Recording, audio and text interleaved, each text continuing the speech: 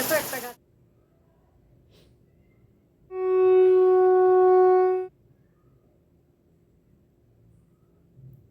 Good morning বন্ধুরা, SD লাইভে তোমাদের সবাইকে স্বাগত জানিয়ে চলে এসেছি আর একটা নতুন ব্লগ নিয়ে। কেমন আছো তোমরা সবাই? আশা করি ভালো আছো, আমিও ভালো আছি। তো দেখো বন্ধুরা, সকাল সকাল আমি বিছানা গুছাচ্ছি। এইরকম সকালবেলায় না অন্যদিন আমার বিছানাটা গুছানো হয় না, কেননা ছেলে শুয়ে থাকে। তো আজকে কি হয়েছে, ওর বাবার তো শনিবার দিন ছুটি থাকে, আর আজকে ওর ছুটি নেই, ওর আবার একবেলা কাজ আছে বলল।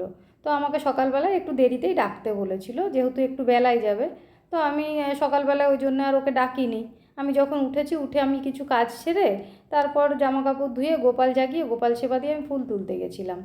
তো ফুল তুলে এসেছি, এসে জল গরম করেছি, চা করেছি, দুজনা মিলে খেয়েছি। খাওয়ার পর ও বেরিয়ে গেল আর আমাকে বলল আমাকে একটা ব্যাগ দিয়ে দাও, আমি কিছু সবজি বাজার করে তারপর ফোন করবো, ওখানে ছেলেকে তুমি পাঠিয়ে দিও, ও সবজিটা নিয়ে আসবে। তো আমি বললাম ঠিক আছে। তো ছেলেকে ডেকে আমি ওটাই আনতে পাঠিয়েছি। আর দেখলাম ও যখন উঠে গেছে, এই ফাঁকে আমি বিছানা টিছানা গুছিয়ে ঘর দূরটা একটু ঝাঁট দিয়ে নিই। আর এটা শেষ হতে হতে ও চলেও আসবে। তো তোমরা দেখতে থাকো আমি সারাদিন কী করি। তো দেখো বন্ধুরা, কথা বলতে বলতে এদিকে আমার ছেলে চলে এসছে, আর এই যে সবজিগুলো আমি নামিয়ে নিয়েছি।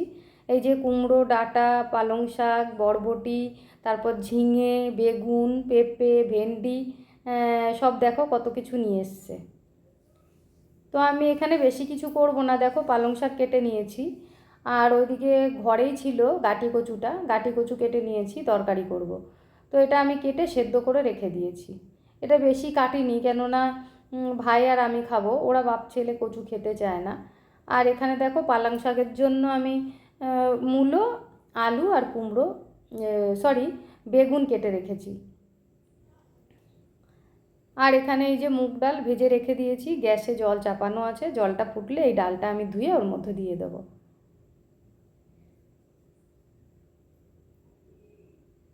তো দেখো বন্ধুরা, প্রথমে আমি কচুর তরকারিটা করব, সেই জন্য আমি এখানে একটু জিরে ভেজে নিচ্ছি।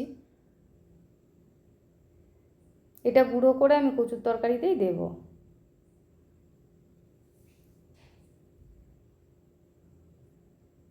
তো হয়ে গেছে ভাজাটা, এখন এটা নামিয়ে নিয়ে তারপরে এর মধ্যে তরকারিটা বসিয়ে দেবো।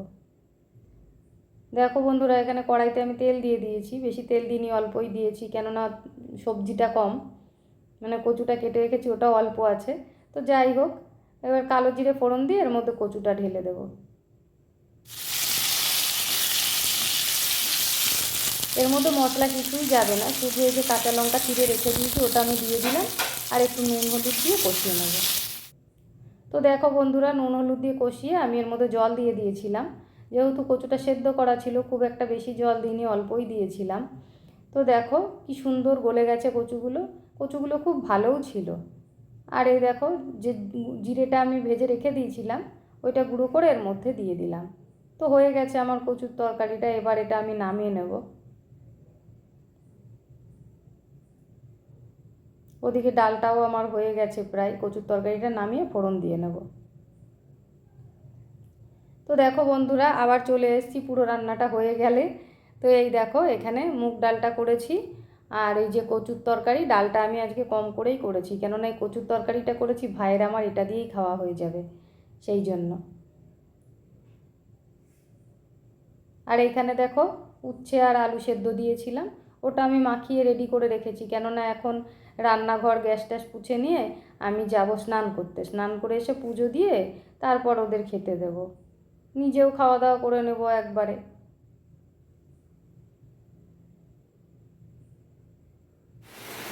দেখো বন্ধুরা, রান্না বান্না হয়ে গেছে, তারপর সব কাজকর্ম সারলাম, গ্যাস ট্যাস পরিষ্কার করে স্নান করলাম, স্নান করে পুজো দিলাম। প্রায় 2টো বাজতে চললো, আজকেও দেখো কত দেরি হয়ে গেছে আমার। এই বাজার আসতে অনেকটা দেরি হলো, তারপরে আবার ঘরের কাজকর্ম সেরে সুরে আবার কাটাকুটি রান্নাবান্না করে না আজকে অনেকটা দেরি হয়ে গেল। আর এই দিকে দেখো বৃষ্টি করছে কীরকম, এই দেখো। আর এইখানটায় দেখো একটা গাছে জবা ফুল ফুটে আছে, 3খানা।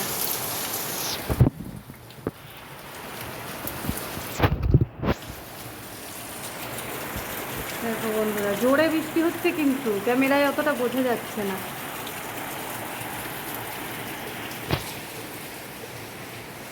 তো চলো, এদিকের কাজকর্ম সব হলো, আর ওর বাবার আজকে একটু কাজ আছে, দুপুর টাইমে বেরিয়েছে, এইটুকু কাজ সেরে চলে আসবো, বিকেল দিকে আর কাজ নেই।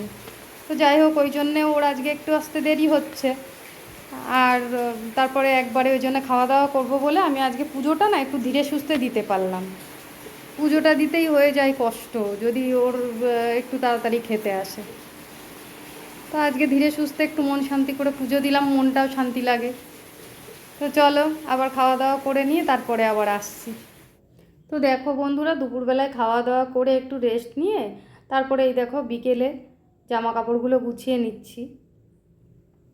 এগুলো সব আমি সকালবেলায় কেচেছিলাম। তো আজকে মেঘ থাকলে কি হবে, রোদেরও বেশ ভালোই জোর ছিল। যেটুকু টাইম আমি মেলে রেখে এসেছিলাম সব কিন্তু শুকিয়ে গেছে। শুধু ছেলের দুটো একটা জিন্সের প্যান্ট ছিল, ওই প্যান্ট, তিনটে প্যান্ট, একটা জিন্সের ছিল, দুটো জিন্সের ছিল, আর একটা আলাদা ছিল, ওইগুলো শুকায়নি, ওইগুলো আবার অন্য জায়গায় তুলে মেলে রেখে দিয়েছি। তো জামা কাপড় গুছিয়ে এই যে আমি চা করতে চলে এসেছি, কেননা এরপরে আবার সন্ধে লেগে যাচ্ছে, সন্ধে দিতে যেতে হবে। তো ভাবলাম আগে চাটা করে নিই, করে চা খেয়ে তারপর নয় সন্ধেটা দিতে যাব। যেহেতু আজকে ওর বাবা বাড়িতে আছে সেই জন্য চাটা আমি বিকেল বিকেলই করছি। না হলে তো তোমরা জানো আমি সন্ধেবেলায় সন্ধে টন্ধে দিয়ে তারপরে একা একাই চাটা নিয়ে বসি।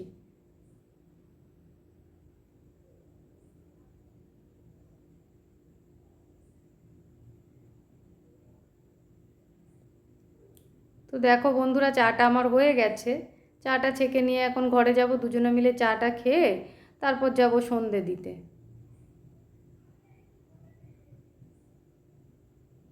চলো, চাটা নিয়ে যাই, গিয়ে চাটা খেতে বসি।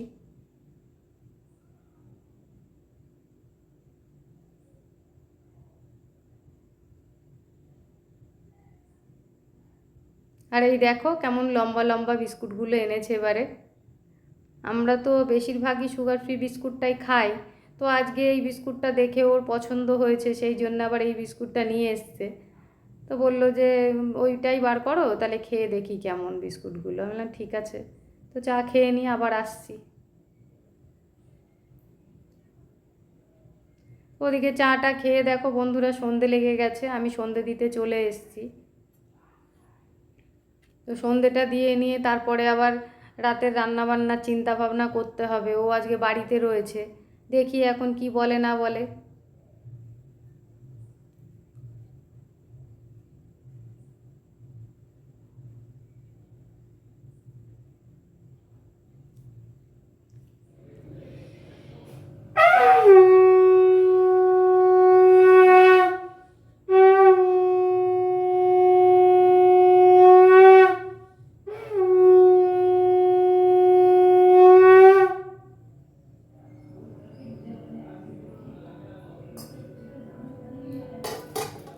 দেখো বন্ধুরা, আমার তো সন্ধে দেওয়া হয়ে গেল, আর এই যে গোপালের জামাগুলো আমি ধুয়ে দিয়েছিলাম, চারটে জামা একসাথে।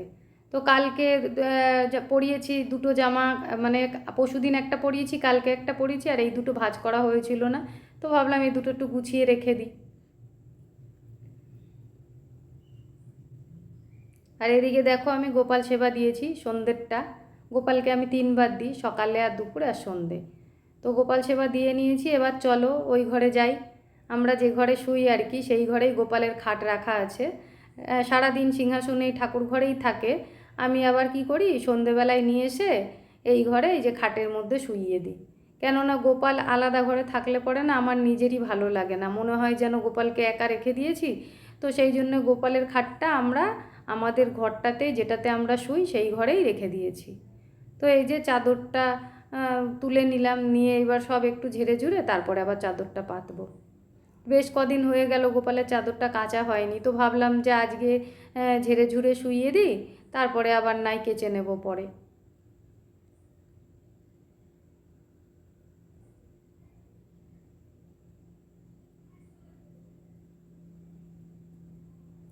এই খাটটা দেখেছো বন্ধুরা, বক্স খাট, আমার গোপাল বক্স খাটে শোয় কিন্তু। তো এই বক্স খাটটা না আমার জামাইবাবু নিজে হাতে বানিয়ে দিয়েছে।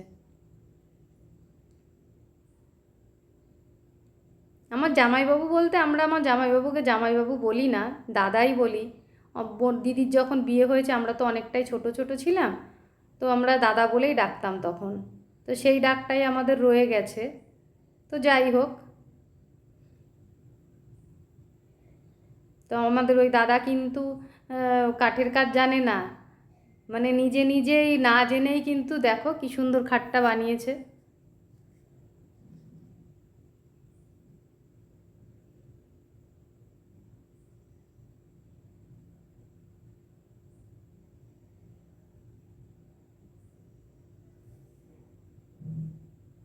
তো আমার গোপালের বিছানা পরিষ্কার করা হয়ে গেছে, এবার আমি ওই ঘরে যাব। এতক্ষণে আমার গোপাল সেবাও হয়ে গেছে, গোপালকে নিয়ে এসে এবার আমি শয়ন দিয়ে দেব। তোমরা দেখো আমি কি করে শয়ন দিই। তো দেখো বন্ধুরা, আমি গোপালকে নিয়ে এসে শয়ন দিয়ে দিলাম। তো আজকের মতন শুভরাত্রি, ভিডিওটা আজকের মতন এই পর্যন্তই। তো তোমরা যদি ভালো লেগে থাকে তোমাদের ভিডিওটা, লাইক কমেন্ট অবশ্যই করো। আর যদি চ্যানেলে নতুন হয়ে থাকো চ্যানেলটা সাবস্ক্রাইব করার অনুরোধ রইল। আবার কাল চলে আসবো নতুন আর একটা ভিডিও নিয়ে। তোমরা যদি পারো একটা শেয়ারও করে দিও, এটাও তোমাদের কাছে আমার একটা অনুরোধ রইল।